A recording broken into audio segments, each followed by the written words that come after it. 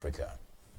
But when I take a little diagnose into history, it tells us that around 2022, we were ranked 40th, and we keep dropping. What is causing all this drop, and what are the indicators for this very global peace index rank?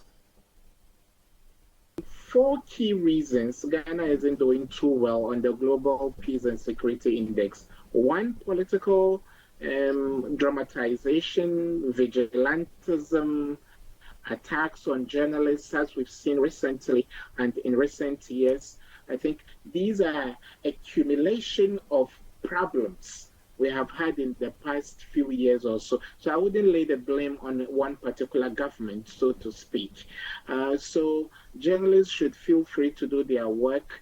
Reporters Without Borders, Amnesty International, and other groups expressing interest in some of the things that happen to you and your junior colleagues in your line of duty must have fed into our bad rating this time round. And it has been consistent, just as you've indicated in your preamble.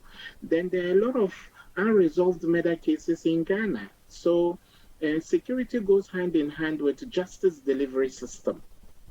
So where in Ghana, Senior Kofi Asante, people keep saying the wheels of justice grind slowly. But ever too slowly in our case. Major Mohammed's murder case largely unresolved, Fennec Ochery's case unresolved, former Upper Eastern Regional chairman of the MPP, Adams Mohammed's case unresolved. Recently, an immigration officer who was killed by his friend. The issues are still in court. A guy called Takum who shot a girlfriend, a former girlfriend, and killed her. All the issues unresolved. So you can't be the crown jewel of security and stability on the African continent if you have some of these lingering issues. And human rights violations, issues of Q-Nights, with all due respect to that brand, human trafficking, child labor, people brought into Ghana to do streetism. They are beggars on the streets. All of these brought together in one portmanteau would hurt us in terms of our rating in Senior Kofi Asante. Thank you very much. I don't know if you can hear me now. So with this, I don't know whether I can delve into the ethnic crisis in the Savannah region. Absolutely. Please go ahead. Thank you so much. Senior, I'm quite appalled as an observer, and in some cases as a consultant who is directly involved in trying to resolve some of these security challenges we have in the Republic of Ghana, with the incessant ethnic violence we are beginning to see. First, it was Dagon. Then Dagon was resolved as a result of the intervention of government and some eminent chiefs, including the Asante Hene. Then it shifted to Boko. Boko has been a lingering ethnic issue for so long, and I think we discussed it the other time, Senior. And now there is a new ground in the Savannah region, and a curfew has been imposed. While I was waiting for you to be on, Senior, I watched on television people that are displaced. NADMO is not well equipped. It is not resourced enough to provide relief items. Minister for Gender has had to be on the ground herself. So I believe as a country, the time has come for us to equip the NCCE, the National Commission for Civic Education, which in the 90s when we were growing up during GBC days, was a bulwark of television, educating people on our multicultural, dispensation, the need to ethnically harmonize and socialize, and joint games, joint derbies from across ethnic lines. But today, Kofi Asante, after your almost 20 years of journalism, we are at the nadir rather than the apex of the activism and advocacy of the NCC, quite unfortunate. Politics and partisanship have taken front and center stage. So on television, it's all about pitting NDC against the NPP all the time, when in fact the NCCE, that is supposed to be patriotic, non-partisan, and non-aligned should be the bulwark of the national discourse we are having. And so to resolve these ethnic issues, I believe that I wouldn't say we should go back to the PNDC and AFRC days. Far from that, Ghana has democratized. But let's pick the low-hanging fruits from the days of Jerry Rawlings, when partisanship did not really divide us. Today, flag bearers are contesting to lead, contenders are contesting to lead their parties as flag bearers, and the issue of ethnicity is front and center stage. When we are on campuses, Senior Kofi Asante, instead of seeing ourselves as one body of students, we have the Gomba Students Association, Ewa Students Association, and Zema Students Association, even though people's ethnic identity should be a part of their identity wherever they find themselves. But we are bringing segregation, we are blurring the lines of nationalism and asking people to be in ethnic silos rather than being universal citizens fighting for the good cause of the larger masses of the Republic of Ghana. So two quick fixes. I believe, Kofi, if we go through how long will the curfew last, redeploying the police, this has become too mundane. We've been doing it in Boko, it hasn't resolved the issue. So let's now begin to look at medium to long-term solutions to the problem. And I believe, number one, as a quick fix, NCCE should be at the forefront of our national discourse. Number two, Kofi, it is important that we water down ethnic marginalization and ethnic entitlement in the Republic of Ghana. Look at the rhetoric on social media. Look at the things people write about other ethnic groups.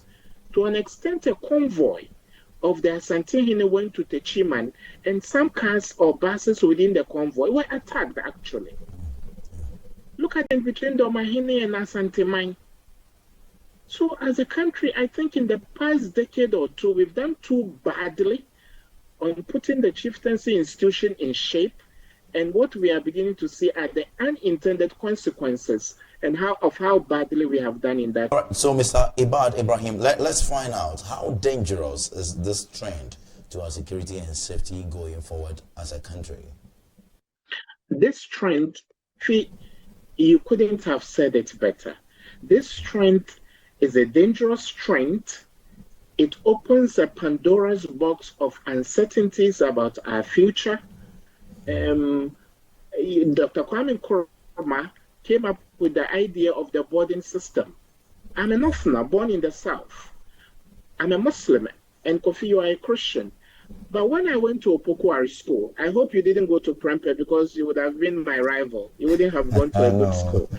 But when I went to Opokwari school, that was the first time I shared the same space with people of other ethnic groups.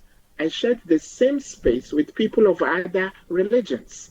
So look at our national psyche and national structure since independence. It's been all-inclusive, all-embracing of all ethnic groups and all religions. But gradually, there is a great deal of patronage. People get admission based upon their ethnic leanings. People get government jobs based on their names. We're even told, depending on which political party is in power, a Mauli stands a better chance of getting a job in an NDC government, and a Kofi like you would stand a better chance of getting a job in an NPP government. This may be speculative, but it is dangerous enough, and I believe it poses an existential threat to our safety, security, and the very fiber of who we are as Ghanaians, Kofi. Right, so let me find out from you. Do you see commitment from the John Dramani Mahama's government to resolve this jaw-dropping security concerns?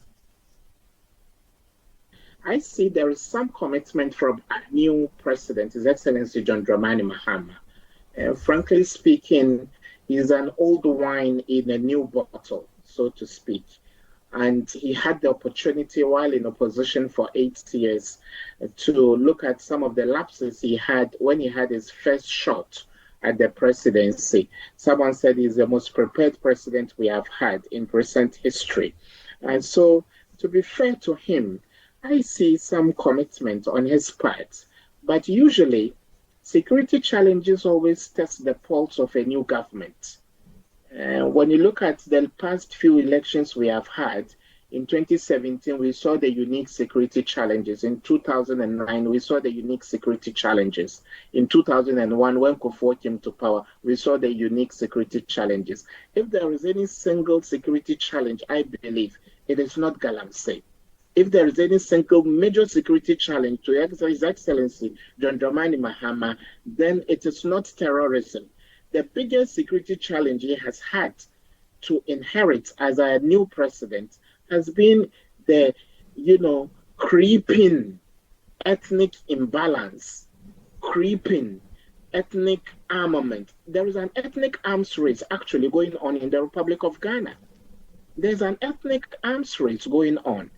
So it's more about how our concumbers stashing away guns in case there is a repeat of the Concomba and Numba war. How our Mampuses stashing off weapons in case there is any conflagration with the Mampuses. How our Gonjas and other tribes, our Bonos and how our Ashantis stockpiling weapons in case there is declaration of war. So just as on the international stage, a lot needed to be done to end the nuclear arms race. His Excellency John Dramani Mahama is inheriting an ethnically battered country, an ethnically divisive country, and a country that is on the precipice of ethnic armament. And I believe we should recalibrate our security response and make it the number one security challenge we have as a country currently. And also, let's talk about Akwetiaba election, where we have seen the police arrest some suspects, and the NPP organizing a press conference today indicating that the NDC want to use the national security to cause fear and panic and to deter and scare voters away from voting on the D-Day of the by-election. How do you see all these concerns? On Akwetia Senior, I think Akwetia, we are only a week shy of the election, the by-election in Akwetia.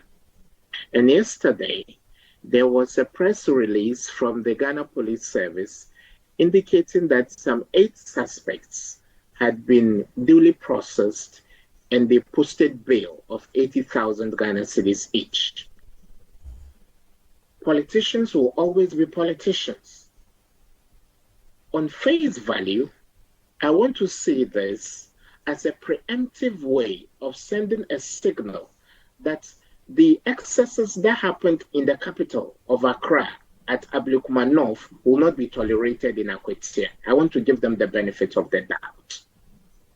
But beyond that, could this be a political gimmick? Because the rhetoric coming from the opposition MPP is that they don't have trust in the security arrangements that have been put in place.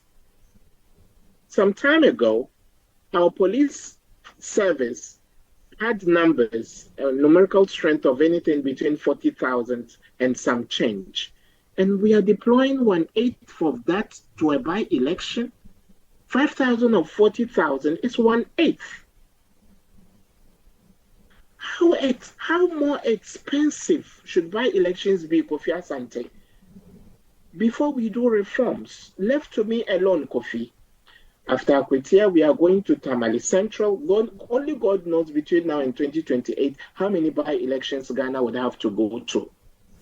Why don't we come with an amendment of our electoral laws, where an MP becomes an MP on the ticket of either of the 2 political parties and is a stronghold of that party, and God forbid the person dies and there needs to be a replacement? Why do we repeat the campaigns, the expenditures, the stress of December 2024 only because a party has to replace an MP that has passed on? Can't we have a structure where, if it is Ayawaso West Wogon, just as we lost, that is my constituency, I'm speaking to you from Ayawaso West Wogon, When we lost our former MP, I saw the wanton display here at the constituency. We saw the violence at Bauleshi. And then recently we've seen Ablekumanov in Etiwa, in Cherponi. Historically, we've seen the cost of by-elections in life, in property, and in cash. As a country, can't we step back and say that our democracy is still young? Any party that loses an incumbent MP, there could be internal processes for the party to spawn another candidate that will straight away be sworn into parliament.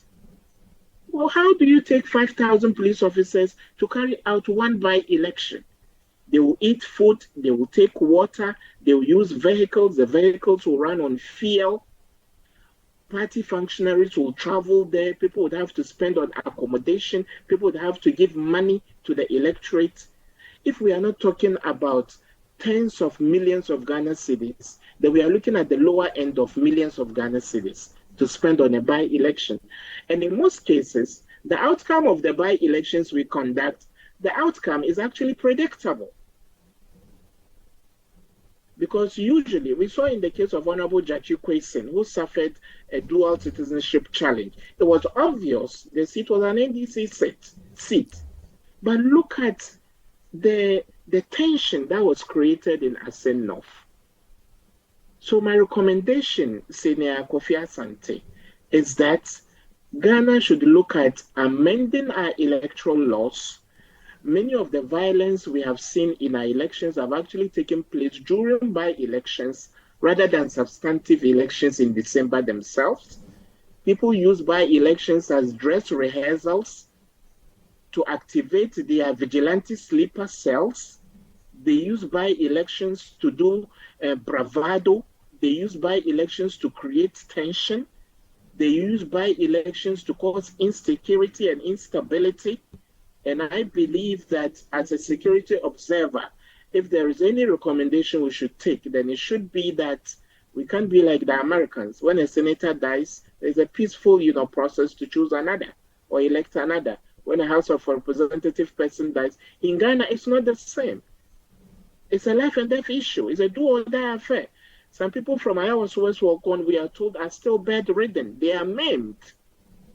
That is the cost we have had to pay for by-election. So I believe, regardless of the security arrangement for Akwetia, I hope it will be a harbinger of better things to come, so that Tamale Central will be peaceful. And I believe going forward, the long-term solution is that we can ask political parties to replace their dead members in parliament rather than going through this whole cycle and circus of insecurity and instability in the name of by-elections. Thank you very much, and we'd like to say a big thank you to our security expert, Irbad Ibrahim, for joining us this evening. God bless you. All right, so the report on the Ridge Hospital assault is due and has been submitted to the sector minister, the health minister,